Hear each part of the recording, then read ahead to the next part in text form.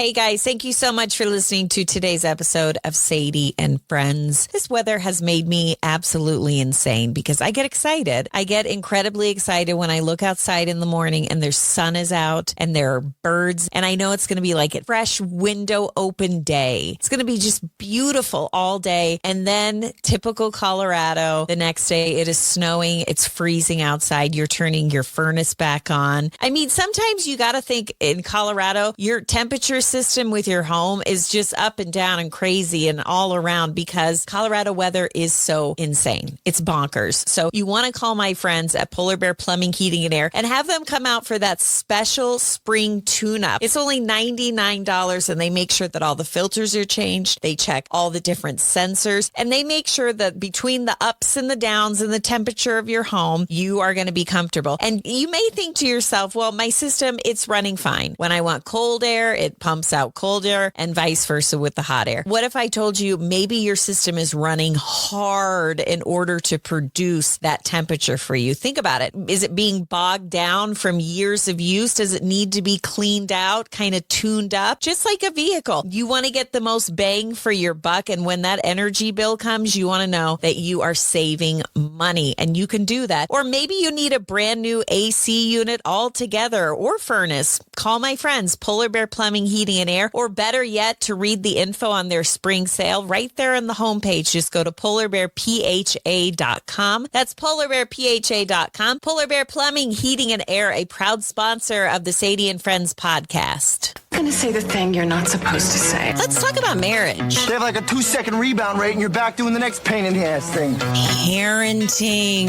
Oh my gosh. They have sucked the pretty right out of me. They treat me like it, and I do their laundry. Lucky me. Sex. I'm caught between two evils. I generally like to take the one I never tried. Scary stuff like ghosts. I know it's totally out of left field, but just go with me on this. Boo, you whore. Love. I give you what you need. That's all. I'm talking about taking care of each other the best you can. What's wrong with taking care of a woman? She takes care of you. Friendships. Wink and our necklace says best friends forever. Actually, we want it to say forever. I don't think you guys will be best friends forever, no offense. But sometimes you grow apart, and maybe she'll find a new best friend. They end up doing everything together.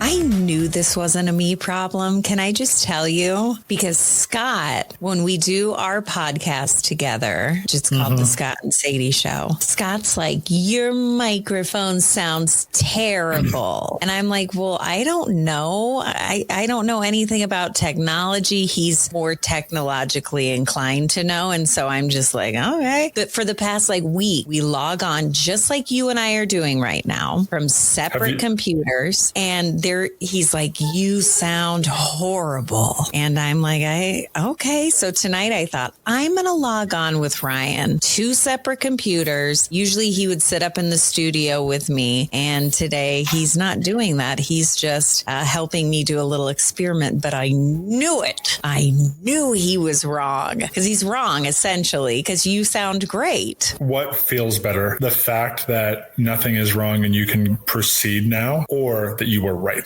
Both. Actually more because I am in charge of doing this stuff on my own, knowing that there's nothing wrong on my end. Because when there's something wrong on my end, genuinely, I don't know how to fix it. That is one thing I will say I really miss about the radio is the fact that I'd be like, you know what? My microphone sounds weird. That's a pretty common theme from what I've heard. You've heard that. I've heard you say that like 4 or 5 times. So it's I get so it. True.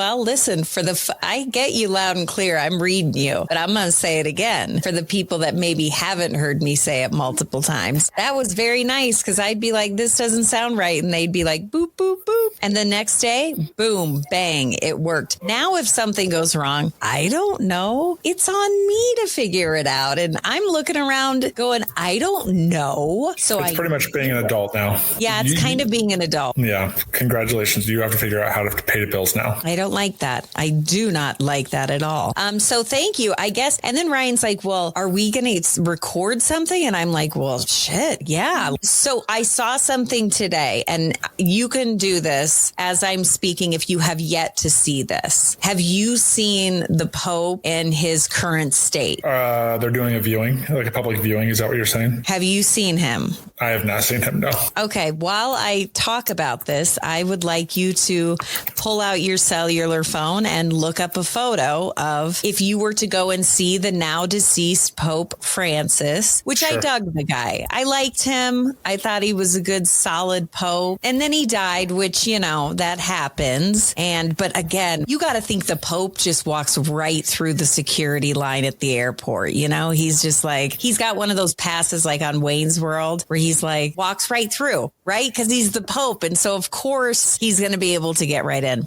That's what I kind of thought about when he died. I'm like, well, at least it was an easy transition. You know what I'm saying? Everyone I think who dies lays on their deathbed, I would imagine, and is like, ooh, there is that maybe 1% chance I just am not going to make it upstairs. And then you get scared. I don't think the Pope felt that at all. Have you heard anyone speak ill of Pope Francis? No, but I don't run in the circles. So no, but that's what I'm saying. Just generally speaking, it just seems like he was just a really well-liked, respected dude. Yeah, I liked him, but he also came after Benedict. Yeah. And I think that once Benedict came, really anyone could have stepped into that role and been like, better, this guy's better. I do think it's hilarious, though, how Pope Benedict just completely ghosted. He was like, you know what, this job ain't for me. And he was like, whoop, on a helicopter. And where did he even go at when he got on the helicopter? I think he actually is there still. He's still at the Vatican. Is he really? Why did he get on a helicopter? I distinctly remember him boarding a helicopter to leave town. And I'm like, where's he going? Like Nixon? Like, good day. I'm not a crook. I'm out of here. Kind of. Yeah. That was definitely the vibe. But so he died like 2 or 3 years ago, Pope Benedict. But I think until then, he was actually at the Vatican as well. Wait, Pope Benedict died? Are you sure he did? I'm pretty sure. We're 0%. No, I'm pretty sure. Here, look. Talking about religion because we know. December 31st, 2022. He died. Okay. Someone recently told me that he was still living. Also, Scott K. James. Shut up. He did. He was like, no, he's alive. And I'm like, he is? Damn. Okay. Did he say it with confidence? Like he was. He did. And you know what? If you know me, if anyone who knows me, if you just say something with straight confidence, I swear I'll believe it every time. I'll be like, you gotta be kidding me. Are you kidding me? You don't look like you are, so I'm just gonna go with it. I can't pronounce this word. There's a monastery that Pope Benedict XVI was at his home for almost a decade from the time he resigned in 2013 until the time of his death late in 2020. It is a quiet place inside the Vatican where the German Pope spent the last period of his life. Oh, okay. Yeah. Now I feel bad. Why do you feel bad? Well, because I don't like him. I didn't like him at all. And I don't think you should speak ill of the dead, especially a Pope. Especially a Pope. You really should. Especially God's voice on earth. I will tell you, Pope, I remember when Pope John Paul, I'm speaking to all you folks out there that grew up and were born and raised in Colorado, because the Pope came to Denver. And this happened probably in 1992, I would imagine. But my grandparents went. August of 93. Oh my God. I'm actually shocked at how close I was. But my grandparents, I remember it was a BFD. Like imagine Bono is coming to a park in Denver. And that's what happened. He came to a park, like a big park in Denver. And my grandparents had such pride. They were going to see the Pope. I mean, it was like a spiritual big F deal. So John Paul II, he came to Des Moines, where I'm from, in 79. I was born in 81. So this was 2 years before I was even born. But it was still talked into my adulthood. It was still talked about in Des Moines of that's where Pope John Paul II came. That's, and then how people used to have like newspaper front pages used to be like art. Do you know what I mean? That was up. I could probably name a dozen different places where that was up in Des Moines. Like that piece of 1979 front page of the Des Moines Register was in this restaurant, in this office and whatever, because everyone was just so enamored with him. Also a super likable dude. Yes. So super likable. I think everybody could agree. Even if you were a kid, you never heard anything bad. I I just got this vibe about Pope Benedict when he came along. But maybe that's one of those situations where what huge shoes to fill? You know, anyone's going to look like a jerk coming in after that guy. Yeah. And so, I mean, maybe that was part of it. I just felt he was a little weird. He's like, you know, when your sibling brings home a new spouse and you get weird vibes about it. It's kind of one of those things. Wait, has that happened to you before? What I'm going to tell you is stop it.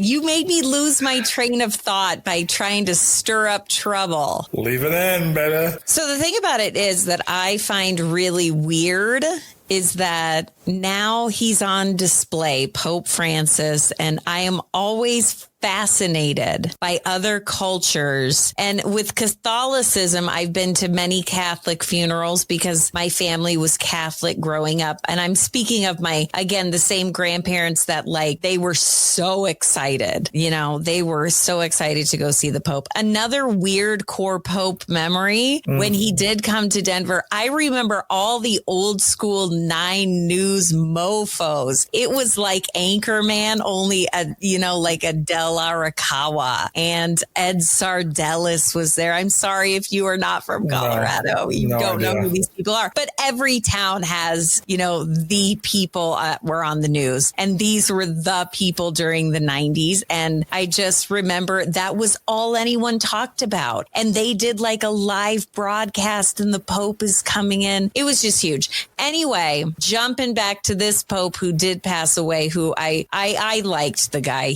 I got good vibes from him. He's on display now. They're walking him around. He looks all stiff. How great are you going to look at 88 years old embalmed? But I'm going to tell you, I have seen many old people embalmed in an open casket who look a little more relaxed. Yeah, but he also he had heart issues. He had a stroke. Like, the guy was beaten up the last couple of years. Did you hear that? I don't know if it was his will. I don't know if that was the right term, but maybe it was his diary where he's talking about 2 years ago, how he felt the end of something to the phrase of, I feel the end of my earthly being coming. And so I'm preparing for what I'd like to do to lay as a final resting place. And it was that was 2 years ago. Yeah, 2 years ago. And it was such a pretty way to say it too. Oh, that's like a really pretty way. But he made it 2 more years. You should say something like that, like a month or 6 months max. 6 months max before you go. 2 years, I'd be like, look at you. You thought you were going to die and it's been a whole year and a half, you big old baby. Here it is. Pope Francis expressed his feelings about his earthly body through his last will and testament, where he stated, quote, "The sunset of my earthly life is approaching," end quote, and then detailed his wishes for his burial. The sunset of my earthly life is approaching, which is exactly something I'd say you'd think that Pope Francis would say. Yeah. God bless him. No pun intended. Oh, no pun intended. But if you haven't seen a video, is it in poor taste if I post a video? It's not, but people can look it up. It's fine. I wouldn't post it. It's just, I don't know. I'm going to edit you out because I am going to post a video. But, I'm fascinated by this because... Can I stop you for a second? Do you know how sometimes you have friends or spouses or coworkers that will say things, and maybe it's a word or a phrase that they say that they start picking up on, and then they start saying it? You have started to talk like Scott James. You say the word fascinating the way that he says fascinating. Shut up. And I'm the person that's probably listened to you the most in pure amount of time over the years. And Scott will always go, I am fascinated by something, go on with something. Are you serious? And now you do it. You have stolen a little bit of Scott James. Tell you what, that big dude's stolen my heart, I tell ya. Yeah. Is that what you want to, did you want me to edit that out? No, I don't. I don't at all. That's the second time during this conversation you have gone, I am fascinated. And over the years, I've listened to you and Scott a bunch, and Scott will always go, I am fascinated by this. I'm going to be honest with you. I am fascinated. Yeah. And it's just what I'm fascinated by is people do this where they stuff the dead person and they'll put him in positions. Now, this I will definitely post video and pictures of. They put him in positions and then for example, I saw one where a guy who's like a fighter, like a boxer, he died. And that's really sad. And so his family set up in their living room like a kind of tiny boxing ring and with a chair in the corner of the boxing ring, like where a boxer would go to sit and get pumped up, I would imagine. And they had his body positioned where it was sitting up, like it was sitting up alive. And then they had people walk through the house and look at the body as he was a fighter. Is that not the weirdest thing you've ever heard? And that's what I think of when I think of the Pope going around. Even though they haven't put him in like a ninja position or anything, it's still like, why do you got to see that? I'm of the opinion that do what you got to do to whatever makes you and your family happy, whatever your wishes are. Do whatever you got to do. So if you want to be a boxer in the corner, have at it. You want to be a pope,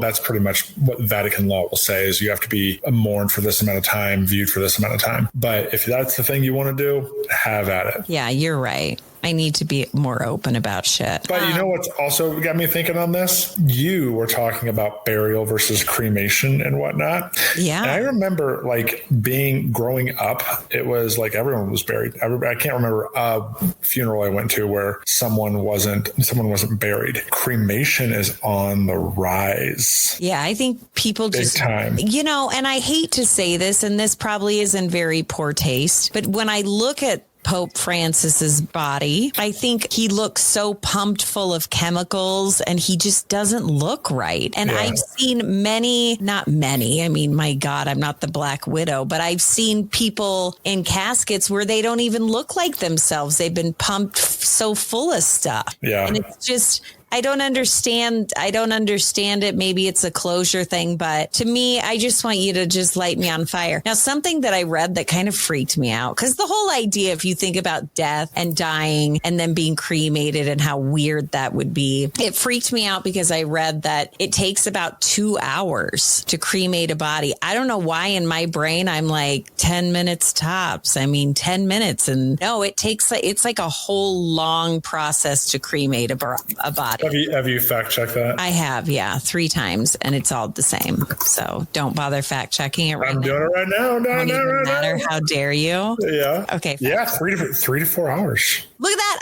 I cut it in half. It takes that long to cremate a body. Actual cremations, 3 to 4, and processing cremated remains. No, yeah, absolutely. So check this out. What a percentage right now in 2025 do you think for people being cremated are the cremation rates? For 2025, I would say that it's more than being buried. I would say it is 67%. Are you looking this up right now? 64%. Oh, if you would have said sexy, 67, I would have been like divinity. I but will say 64 sexy. is pretty close. Yeah, I mean, I would imagine in the 60s. The charts of how it's risen, and this is U.S., not across the world, the U.S. So 65% in 2025. The year we graduated, 2000, graduated high school. What was it? 2001. Well, I graduated 2000, you graduated 2001, but what was the percentage then? What was the percentage then? Probably 20. 26. Oh my God. I'm really good at guessing the percentage game. You're shocked. pretty good. But doesn't that make sense? Like, okay, a fourth of the people around 2000. Yeah. Right. Cremated. It was rare. It happened, whatever. Now it's a majority, right? 65. And they say by the year 2045, so in 20 years, it'll be over 80%. People just are not interested in being buried anymore. What do you think that reason is? Do you think the reason is because they don't want to take up space? Do you think that the reason is the idea of it freaks them out? But why wouldn't the idea of it freak them out back in the day? Why more and more?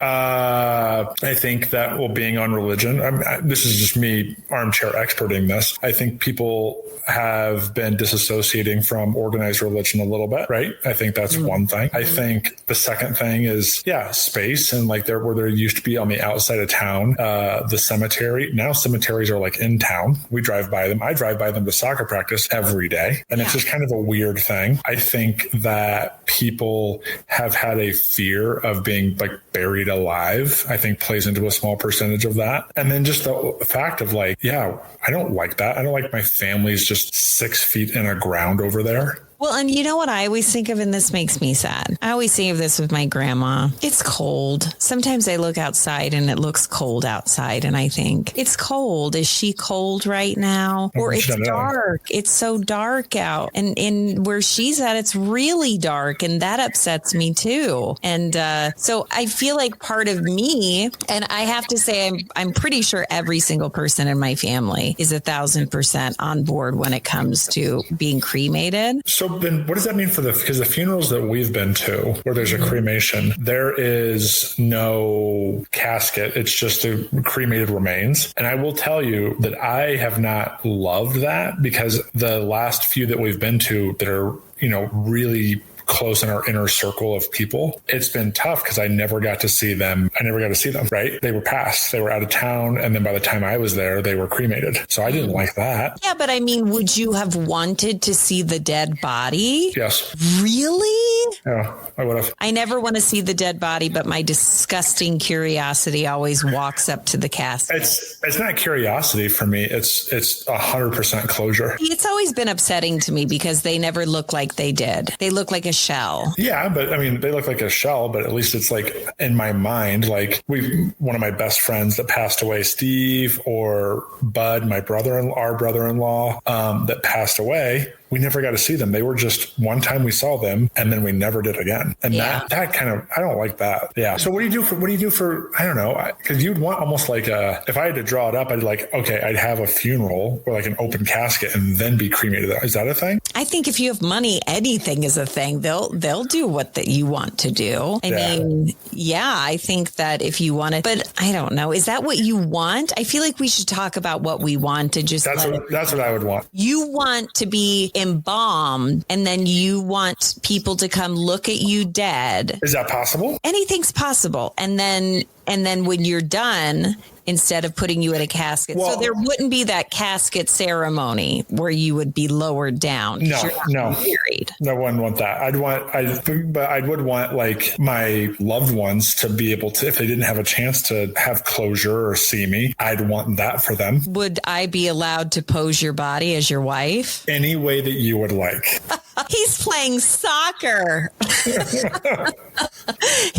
They're like, he didn't even like soccer. Shut up. No, I would never do such a thing. And I also think open casket funerals are something that are disappearing as well. Maybe I'm not seeing as much because of the cremation statistic, but I'm just saying, I don't know. It just seems, it seems like I'm not seeing that as much to where that used to be the thing. Another thing that used to be a thing, and this might just have been my freaky ass family, but taking pictures of people in their caskets, that was a thing. And if you go to my family's house and go through like photo albums, it's like, oh, here's your Aunt Susan. And then, oh, here's Sadie, on her first grade performance. Oh, and there's Uncle Gene and he's in the casket. And there he is. And they're just like mixed in with super normal pictures. It's like Katie turns 12 and here's Ethel in her casket. And you think, what the fuck? Whose idea was it to bring?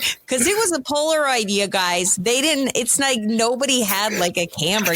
This was Polaroid time. So, like the light flicked up and it was like, and it came out. So it had to have been accepted, I guess. Accepted, like people did that? Yeah, I'm sure. People used to take death photos, right? Like, and have them up. Yeah, that's where they would like dress them up. That was the OG. You know what I kind of have, maybe this is like the experiencing all those funerals back to back, or like it so happened that Coco came out, but the culture where you put someone's photo in your life on like a mantle, or what do they call those? I don't know. I'm going to mess mess it up. I have no idea, so I don't even want to try. But you know how in Coco, like people a lived in vigil after for somebody? It's a vigil, but I forget the term, and someone's screaming right now probably that it's this.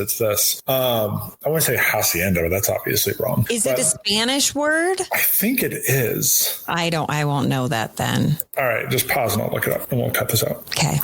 Cut it out. We being me. Yeah. But I love your producer talk. We'll cut this out. Actually, you sound more like the talent. We'll cut this out. And there's an engineer going, yeah, we.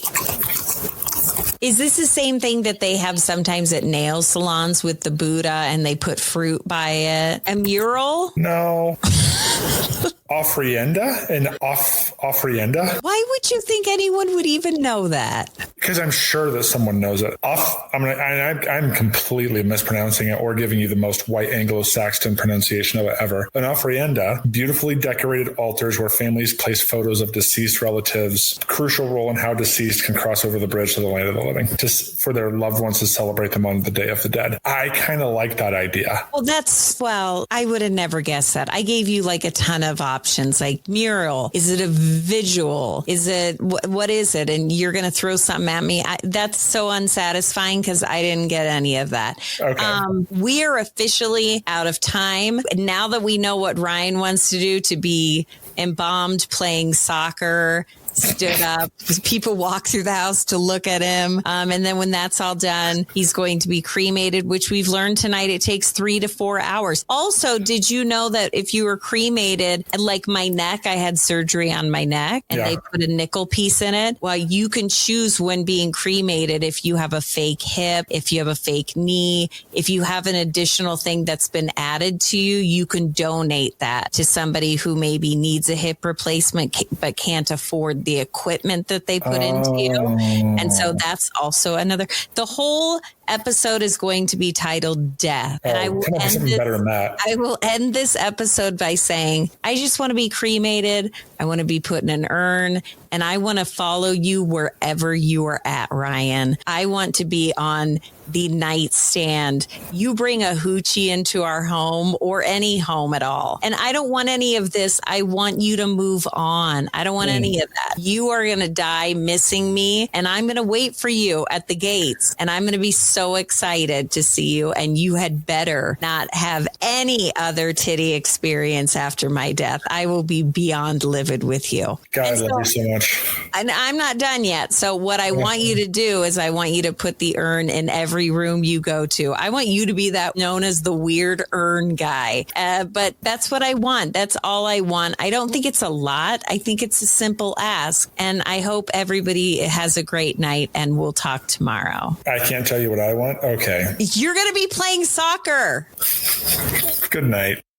All right, everybody. Thanks so much for listening to today's episode. Be sure to head it to listen to me. Be sure to click automatic download and maybe you could leave a rating. You can do it on Apple where you can actually write things, or you can just give a star rating on Spotify. It's so awesome. I get so excited. I'm a very simple gal, and those stars, they just get me excited. That sounded weird. That sound weird? Before I leave, I just have to say a big thank you to my friends at Garage Door Service and Sales. Garage Door Service and Sales, they've been in business for decades, literally decades. I mean, like older than me.